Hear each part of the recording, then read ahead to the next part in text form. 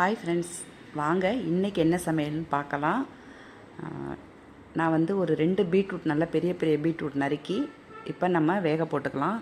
இங்கே பாருங்கள், அதுக்கு தேவையான அளவு உப்பு போட்டு, அதாவது எந்த காயாக இருந்தாலும் நீங்கள் அந்த காய் முங்குற அளவுக்கு தான் தண்ணி ஊற்றணும் ஃப்ரெண்ட்ஸ். நீங்கள் அதுக்கு எக்ஸ்ட்ரா ஊற்றிட்டிங்கன்னா சத்து புறம் போயிடும். இப்போ க்ளோஸ் பண்ணி வச்சாச்சு. இந்த பக்கம் நான் ஒரு கடாயில் 2 டீஸ்பூன் எண்ணெய் விட்டு ஒரு ஒரு 2.5 டீஸ்பூன் உளுந்தம்பருப்பு போட்டிருக்கேன். அதுக்கப்புறம் இது தேங்காய், அதாவது ஒரு 3 பத்தை தேங்காய், 2 மிளகாய் வத்தல், இந்த பக்கம் ஒரு சின்ன 3 மிளகாய் வத்தல், சின்ன நெல்லிக்காய் சைஸில் கொஞ்சம் போல் புளி எடுத்துருக்கேன் ஃப்ரெண்ட்ஸ். இப்போ இது உளுந்து வறுத்தோடனே நம்ம இந்த தேங்காய் எல்லாத்தையும் போட்டு நல்லா நல்லா வறுத்துக்கலாம். அதாவது தேங்காய் பச்சை வாடை போகணும். அதனால் நம்ம அரைக்க போகிற தொகையலுக்கும் என்ன சொல்கிறது, கெடாமல் இருக்கும். 2-3 நாள் கெடாமல் இருக்கும். அப்படி என்ன தொகையில்னு பார்க்குறீங்களா? வாங்க.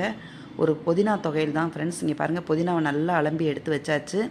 நல்லா சூப்பராக இருந்தது புதினா. இங்கே பாருங்கள், அப்படியே பச்சை பசேர்னு வந்து சூப்பராக இருந்தது. இதையும் நல்லா போட்டு ஒரு பரட்டி எடுத்துக்கலாம்.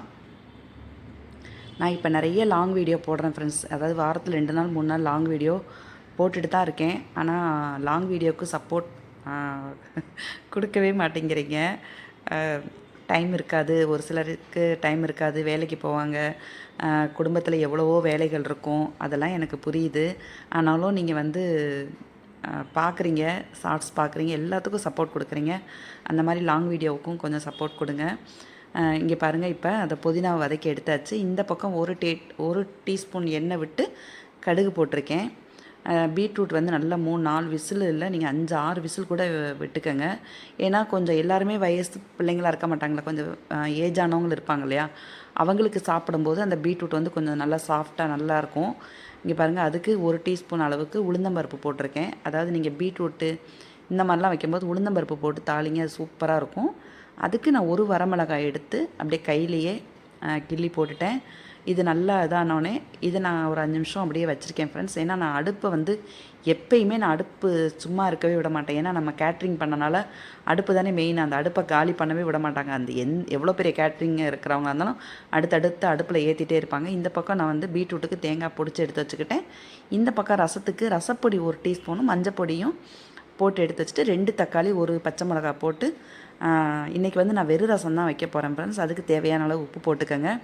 நான் இன்றைக்கி வந்து பருப்பு தண்ணியோ எதுவுமே நான் போடலை, வெறும் புளி தண்ணி ஊற்றி தான், புளி தக்காளி போட்டு தான். இங்கே பாருங்கள், இது நேற்றுக்கு குழம்புக்கு அரைச்சது பேலன்ஸ் இருந்தது, அதனால் இந்த புளி தண்ணியும் விட்டுக்கலாம்.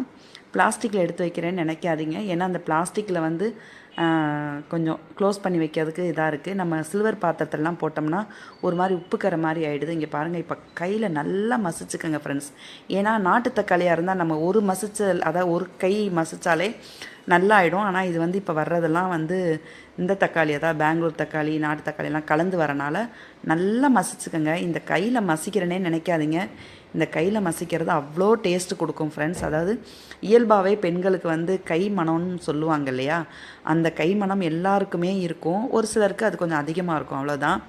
2வது, நம்ம சமையலை வந்து நம்மளை விரும்பி செய்யும் போதோ, நம்ம பிள்ளைங்க சாப்பிடணும், நம்ம மருமக பொண்ணு பேத்தி பேரன் எல்லாம் நல்லா சாப்பிடணும் அப்படின்னு நம்ம அந்த எண்ணத்தோடையே நம்ம வச்சோம்னா சூப்பராக இருக்கும். இப்போ இதை நல்லா கரைச்சி எடுத்து வச்சாச்சு. இந்த பக்கம் பீட்ரூட்டும் வெந்துருச்சு இல்லையா, அதுக்குள்ளே இந்த பீட்ரூட்டு வேக வைக்கும் போதெல்லாமே இந்த பீட்ரூட்டு கரை வந்து அந்த ஸ்லாபு பூரா ஆகிடும் ஃப்ரெண்ட்ஸ். அது நல்லா சோப் துணியை போட்டு நல்லா ஒரு நல்லா புழிஞ்சு எடுத்துகிட்டு நல்லா தொடங்கி அப்போ தான் பளிச்சுன்னு ஆகும். எனக்கு எப்பயுமே வேலை பார்த்துட்ருக்கும்போதே நான் கொஞ்சம் எல்லாமே க்ளீன் பண்ணிடுவேன். அடுப்படி நமக்கு சின்னது தான், அதனால் அந்த சின்ன அடுப்படிக்குள்ளே நம்ம எவ்வளோ தூரத்துக்கு நம்ம நீட்டாக வச்சுக்க முடியுமோ அப்போ தான் நமக்கே வேலை பார்க்குறதுக்கு கொஞ்சம் சௌகரியமாக, ஈஸியாக, மனசுக்கும் ஒரு திருப்தியாக இருக்கும். இப்போ அடுப்பை நான் தொடச்சி எடுத்துட்டேன். இன்னும் சாதம் வைக்கணும், அப்பையும் ஒரு தடவை தொடச்சிட்டே தான் இருப்பேன் ஃப்ரெண்ட்ஸ். இப்போ பாருங்கள், இது எல்லாமே போட்டு கலந்து எல்லாம் எடுத்து வச்சாச்சு. இதை நல்லா கொதிக்கட்டும் ஃப்ரெண்ட்ஸ். 2வது, முந்தா நேத்திக்கு ஒரு விஷயம் நடந்தது ஃப்ரெண்ட்ஸ். அது என்னென்னா, நான் மாங்காய் வெள்ளரிக்காய் ஒரு சாயந்தரம் ஒரு 7 நைட்டு தான் 7-7:30 மணி இருக்கும் ஃப்ரெண்ட்ஸ். அதை வந்து நான் சாப்பிட்டேன். அது நான் ஃபோட்டோ எடுத்து என் பிள்ளைக்கு தான் அனுப்புனேன். இந்த பக்கம் ரசம் நல்லா கொதிக்கட்டும். இந்த பக்கம் பீட்ரூட்டும் வெந்துருச்சு. நம்ம இந்த பக்கம் பொடிச்சும் வச்சுருக்கோம். அது என்ன ஆயிடுச்சுன்னா, அந்த மாங்காயும் வெள்ளரிக்காயும் உப்பு போட்டு சாப்பிட்டேன் ஃப்ரெண்ட்ஸ். அன்றைக்கி காரப்பொடி கூட போடலை. இப்போ அந்த தேங்காயெல்லாம் எடுத்து வேறு பிளேட்டில் மாற்றி வச்சுக்கலாம். ஏன்னா நம்ம ஒரு கையிலே வீடியோ எடுக்கிறனால எல்லாமே ரெடியாக வச்சுட்டா தான் டக்கு டக்குன்னு போட முடியும். இந்த பக்கம் பாருங்கள், ஒரு சூப்பராக பீட்ரூட் வெந்துருச்சு. இங்கே பாருங்கள், இது அதான் மலர்ந்து வருதுன்னு சொல்லுவாங்க இல்லையா, காய் நல்லா வெந்து மலர்ந்து வந்துருச்சுன்னு. அது இதுதான் ஃப்ரெண்ட்ஸ். ஏன்னா நம்ம ரொம்ப தண்ணி ஊற்றினா சொதன்னு ஆகிடும். இங்கே பாருங்கள், நல்லா மையாக வெந்துருச்சு. இப்போ இதை நம்ம இந்த தாளித்து வச்சதில் போட்டுக்கலாம். டக்கு டக்குன்னு தாளித்து அதை ஊற்றும் போது ஃபுல்லாக அடுப்பு பூராமல் எண்ணெயாக தெரிக்கும். நீங்கள் தாளித்து ஒரு 5 நிமிஷம் அதை அந்த தாளிப்பு அந்த இது அடங்கினதுக்கப்புறம் நீங்கள் காய் போட்டிங்கன்னா தெரிக்காது. நான் இதை பல தடவை நான் வீடியோவில் சொல்லியிருக்கேன். நமக்கே கொஞ்சம் அது எண்ணெய் அடுப்பில் இல்லாமல் இருந்ததுன்னா கொஞ்சம் சௌகரியமாக இருக்கும்.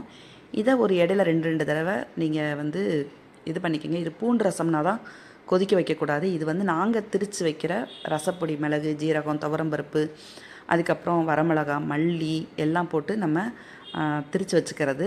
சில பேர் வெயிலில் காய வச்சு எடுத்து வைப்பாங்க. நான் வறுத்து திரித்து வச்சுக்குவேன் கொஞ்சம் போல்.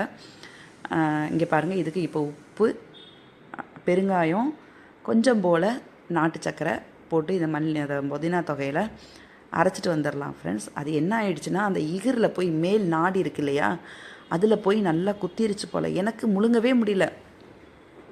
பாதி தான் சாப்பிட்டேன். இப்போயுமே அந்த மாதிரி தான் முழுங்க முடியாமையே இருக்குது எனக்கு. என்னென்னா அது குத்தி சொல்லலாமா என்னன்னு தெரியல. ஒரே ப்ளட்டாக வந்துடுச்சு. நானும் வாய் கொப்பளிக்கிறேன், வந்துகிட்டே இருக்குது. அதுக்கப்புறம் ஃபோட்டோ எடுத்து பையனுக்கு அனுப்பினேன். என்னம்மா இப்படி இருக்குது அப்படி சொல்லிட்டு ஏதாவது வாங்கிட்டு வரவா அப்படின்னாங்க. அன்றைக்கி நைட்டு பூரா என்னால் பேசவும் முடியலை, இப்போ வரையும் அது முழுங்க முடியல ஃப்ரெண்ட்ஸ். என்னென்னா அந்த முழுங்கும் போதெல்லாம் முள்ளு முள்ளாக குத்தும். சோடாப்பு சேர்ந்தது சாப்பிட்டா எனக்கு ஒத்துக்காது. அப்புறம் அந்த மாதிரி கடையில் அந்த டீ கடையில் போண்டா போடுவாங்க இல்லையா, சோடாப்பு போட்டால் அது ஒத்துக்காது. கமர்கட்டு ஒத்துக்காது. சுக்குமல்லி காப்பி சாப்பிட்டா உடனே விக்கல் வந்துடும். இந்த மாதிரி சில ப்ராப்ளம்லாம் எனக்கு இருக்குது. இப்போ நல்லா பீட்ரூட் வத்திருச்சு. இப்போ நம்ம பொடிச்சு வச்ச தேங்காய் போட்டோன்னே அந்த பீட்ரூட்டே ஒரு கலர்ஃபுல்லாக எப்படி இருக்குது பாருங்கள் ஃப்ரெண்ட்ஸ். பார்க்கும்போதே சாப்பிடணுன்னு தோணுதா? நமக்கு சில பதார்த்தங்கள் செய்யும் போதே சாப்பிடணும்னு தோணும். நமக்கு என்ன தான் பசி இல்லை, ஓகே கொஞ்சம் நேரம் கழித்து சாப்பிட்டுக்குவோம் அப்படின்னு நினச்சா கூட சில பதார்த்தம் நம்மளை சாப்பிட தூண்டும். இப்போ இந்த ரசத்துக்கு பெருங்காய பொடி போட்டுட்டேன்.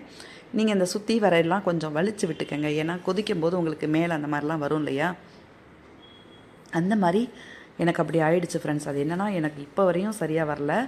இப்போ இதுக்கு நம்ம பருப்பு தண்ணி விடுற மாதிரி கொஞ்சம் போல் 1/2 டம்ளர் பச்சை தண்ணி, நம்ம வெறும் ரசம் தானே வைக்கிறோம், பச்சை தண்ணி விட்டுக்கோங்க. ஏன்னா அப்போ தான் அது கூடி ஒன்றா முறைக்கட்டி வரும். அந்த தண்ணி பருப்பு தண்ணி ஊற்றினாலும் சரி, வெறும் தண்ணி ஊற்றினாலும் சரி. இப்போ இதுக்கு கருவேப்பிலை, மல்லி எல்லாம் நிறையா உங்களுக்கு எவ்வளோ தேவைப்படுதோ அந்த அளவுக்கு போட்டுக்கோங்க. இப்போ இது ஒரு கொதித்து வந்தோடனே நம்ம இறக்கிடலாம். அந்த மாதிரி இப்போ வரையும் எனக்கு இன்றைக்கி தான் கொஞ்சம் இதாக இருக்குது. இப்போயும் நாடியெல்லாம் பார்த்திங்கன்னா அப்படியே பொத்து போன மாதிரி ஆயிடுச்சு ஃப்ரெண்ட்ஸ். அப்போ உடம்பு என்ன நிலமையில் என்னுடைய உடம்பு இருக்குதுன்னு பாருங்கள். ஆனால் சொன்னால் பிள்ளைங்கக்கிட்ட சொன்னால் இவங்களுக்கு எப்போயும் வரதானே தலைவலி, காய்ச்சல் எல்லாமே இப்படி தானே வருதுன்னு சொல்லிட்டு அசால்ட்டாக இருக்காங்க. ஆனால் அந்த மாதிரி அசால்ட்டாக இருக்கும்போதே ஒரு தடவை நமக்கு அது சிவியராக போகுன்றது பிள்ளைங்களுக்கும் தெரிய மாட்டேங்குது.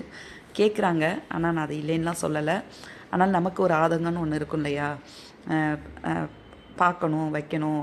இப்போ அம்மாவுக்கு எப்படி இருக்குது, அது எதனால் வருது, ஏன் இந்த மாதிரி ஹெல்த் இஷ்யூ அடிக்கடி வருது அப்படிங்கிறதெல்லாம் குழந்தைங்க யோசிக்கணும். ஆனால் நமக்கு எப்பயும் வர்றது தானே நான் அசால்ட்டாக இருந்துடுறாங்க.